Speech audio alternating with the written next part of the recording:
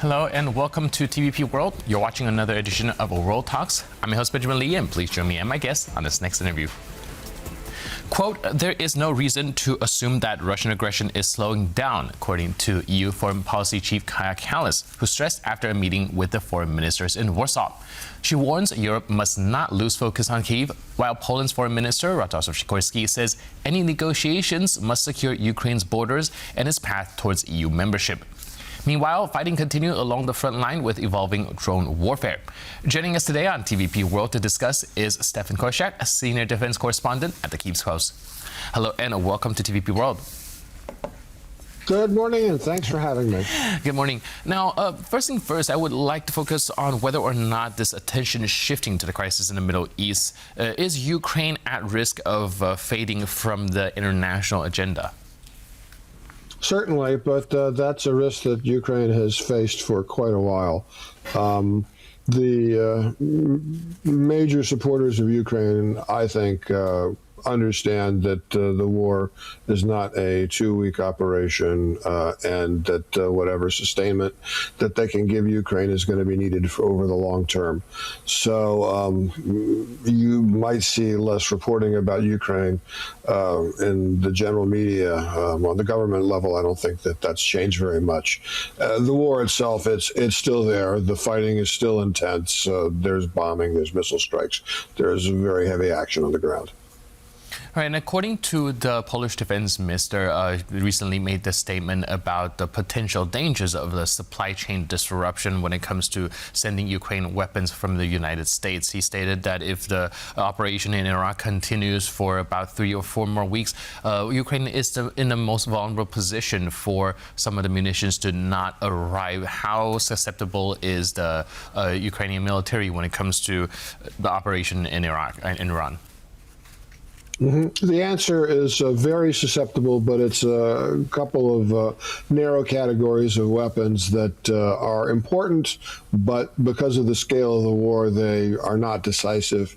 The most visible and well-known one is an interceptor missile called the PAC-3 that's manufactured by America and used in an air defense system called Patriot, which is the only system that the Ukrainians have that's capable of intercepting a Russian ballistic missile. It's not perfect at that task, but it's better than nothing, and that's the only system the Ukrainians have. Absent those missiles, the Ukrainians have no way of stopping Russian ballistic missiles. The Russians do not send thousands of missiles. They typically, in a strike, will send 1 to 2 dozen.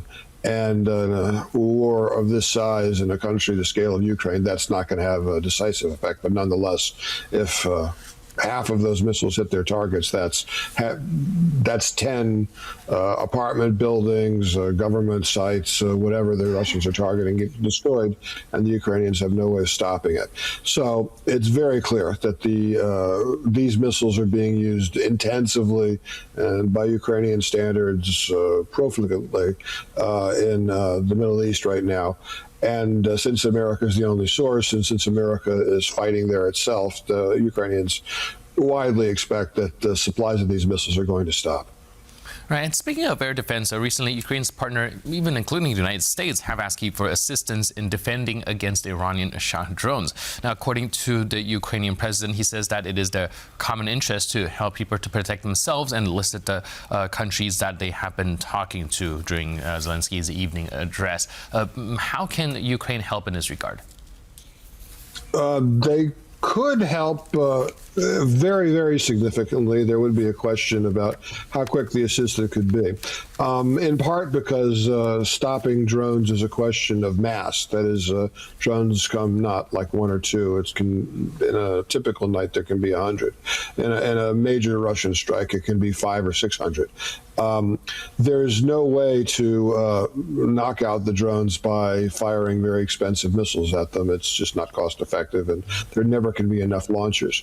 And the Ukrainian solution has been to develop interceptor drones, which are small, cheap, and cost about 1/4 of the Russian Iranian Shahed drones. And they are very effective. The manufacturers say that they get a 90% shoot down rate. Probably in the field, it's still 60%. But if the interceptor drone costs between normally $2,000 to $5,000 and the Iranian-Russian drone costs between $20,000 to $30,000, then that's a cost-effective means of dealing with these drones. The problem is, of course, that you need numbers, and if you're going to have, let's say, 100 drones coming in, then you're going to need hundreds of interceptor drones launched against them. And manufacturing the drones is not an issue, but finding the operators, that's a problem. They need to be found, they need to be trained, they need to be put together into a tactical system. It took the Ukrainians about a year to get to the point where they were shooting down, roughly speaking, about a half to maybe even 2/3 of the Shahed drones with these interceptor drones. It took them a year in a war where they had no choice. So for a country like Qatar or Kuwait, it's not a quick fix solution, but technically it's a very, very cost-effective one. Right. Also wanting to focus on the front lines as well, because recently Ukrainian forces said they've liberated several settlements. Now, this is first time in quite a while that we heard the Ukrainians are actually gaining ground, not just holding it. How significant is that? It's very significant as a moral victory for the Ukrainians and as a possible indicator that the Ukrainians have gotten to the point where they can recapture lost ground systematically.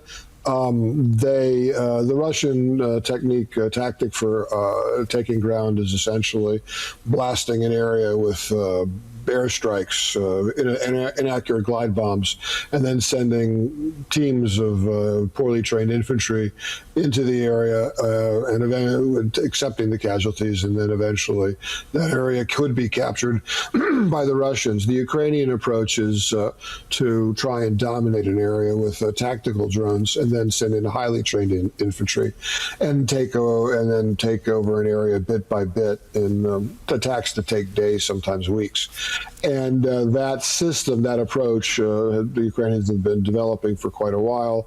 It seems to be getting results in the southern sector, the southern Zaporizhia sector. And that could be an indicator that the Russians are now facing a Ukrainian military that is now capable of systematically taking back ground, but the point would be very, very slowly and very, very small scale.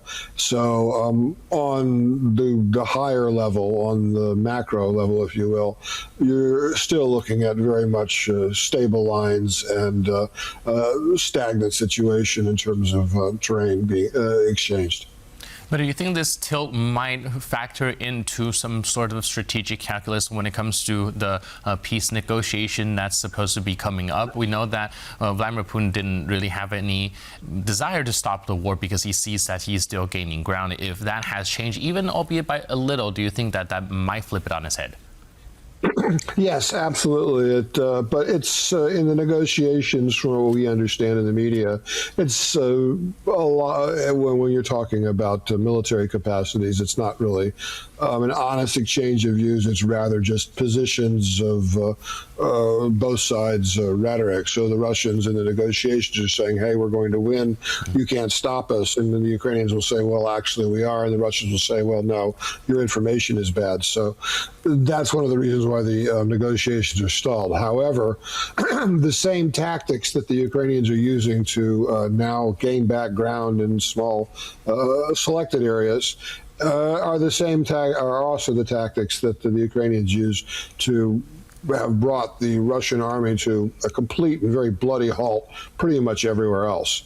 And most soldiers that you talk to will tell you that the next step in the negotiations will come when the Ukrainians stop the Russians completely. When the tactical situation on the ground gets to the point where any Russian attack is cut to pieces completely. At this point in time, the great majority of them are destroyed, it seems like, but a small minority of Russian attacks still manage to gain ground. So the question is, when might the Ukrainians get to the point where they can stop Russian attacks completely? And the direction of that trend is very, very clear. They're moving in that direction, but whether the Ukrainians could reach that point in a month, a year, or several years is not completely clear.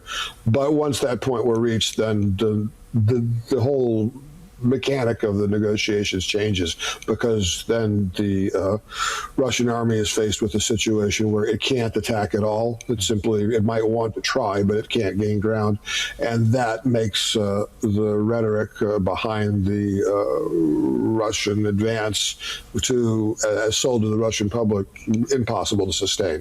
So the process is continuing, but it's not to a point where there would, I would say, be a decisive shift. But I would emphasize yet, because it's very clear the direction that it's going. Right, but even though it is going that direction, like you mentioned, we're perhaps not there yet. And recently, President Zelensky said that Ukraine will not give up Donbass. Of course, this is a stance that he have kept for a very long time now, and that has been the bottleneck of any productive peace talks from both sides. Do you think that the situation might change? And what's going on with the peace talk anyways? Because now there's conflict in the Middle East. Do you think that there's going to be a wrench thrown into things? Not really, because from the point of view of Russia and Ukraine, the peace talks, in practical terms, have been stalled almost since the outset. The negotiating positions are very, very far apart, and both sides see really no reason to make concessions. The Ukrainians say, we absolutely will not give up our territory or agree to giving up our territory. It's in our constitution. If government agreed to do that, the government would be thrown out the next day, and there might be riots in the streets. So the Ukrainians are not going to agree. The Russians say, well, we're winning and we're Russia and you can't defy us, and so why should we make concessions? And that's the starting point. None of that has changed. So the fact that there's a war between the United States, Israel, and Iran right now has not so much effect on what's going on here. It's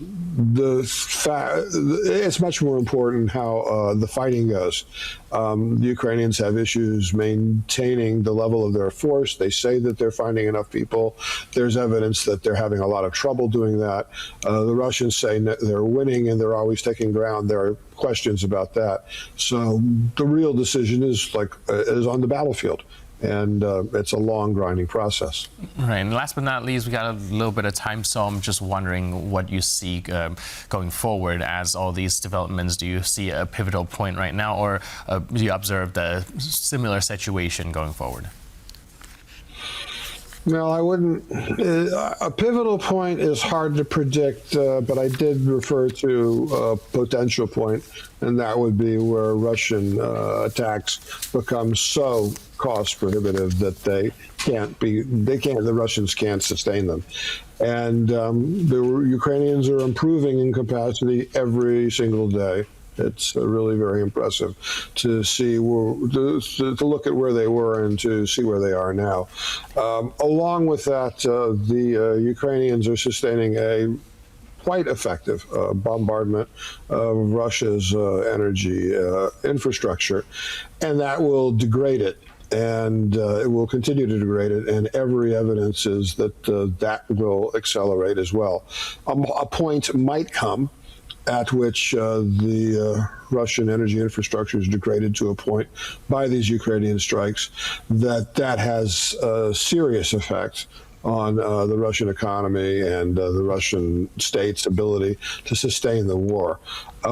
Again, that's a trend that's clearly happening, but when there might be a critical shifting point, it's hard to say.